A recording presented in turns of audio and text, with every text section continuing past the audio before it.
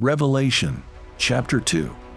To the angel of the church in Ephesus write, the words of him who holds the 7 stars in his right hand, who walks among the 7 golden lampstands.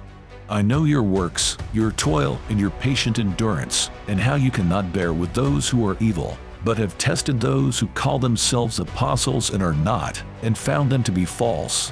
I know you are enduring patiently and bearing up for my name's sake, and you have not grown weary.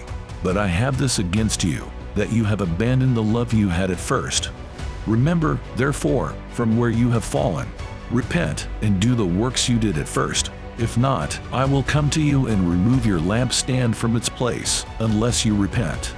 Yet this you have, you hate the works of the Nicolaitans, which I also hate.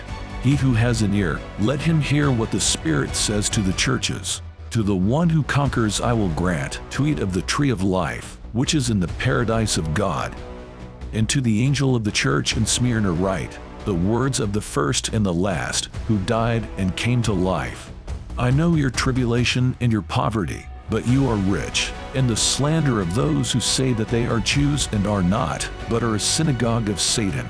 Do not fear what you are about to suffer. Behold, the devil is about to throw some of you into prison, that you may be tested, and for 10 days you will have tribulation. Be faithful unto death, and I will give you the crown of life. He who has an ear, let him hear what the Spirit says to the churches. The one who conquers will not be hurt by the second death. And to the angel of the church in Pergamos write, the words of him who has the sharp two-edged sword. I know where you dwell, where Satan's throne is, yet you hold fast my name, and you did not deny my faith even in the days of Antipas my faithful witness, who was killed among you, where Satan dwells. But I have a few things against you. You have some there who hold the teaching of Balaam, who taught Balak to put a stumbling block before the sons of Israel, so that they might eat food sacrificed to idols and practice sexual immorality. So also you have some who hold the teaching of the Nicolaitans. Therefore repent. If not, I will come to you soon and war against them with the sword of my mouth. He who has an ear, let him hear what the Spirit says to the churches. To the one who conquers I will give some of the hidden manna, and I will give him a white stone, with a new name written on the stone that no one knows except the one who receives it.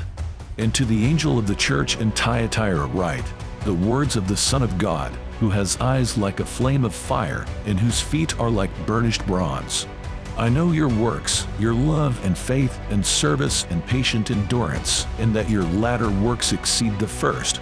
But I have this against you, that you tolerate that woman Jezebel, who calls herself a prophetess and is teaching and seducing my servants to practice sexual immorality and to eat food sacrificed to idols. I gave her time to repent, but she refuses to repent of her sexual immorality.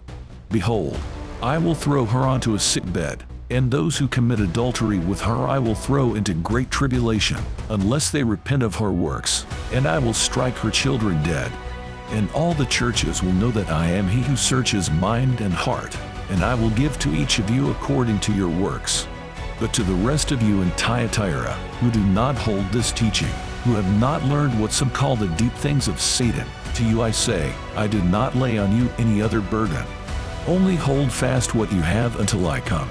The one who conquers and who keeps my works until the end, to him I will give authority over the nations, and he will rule them with a rod of iron.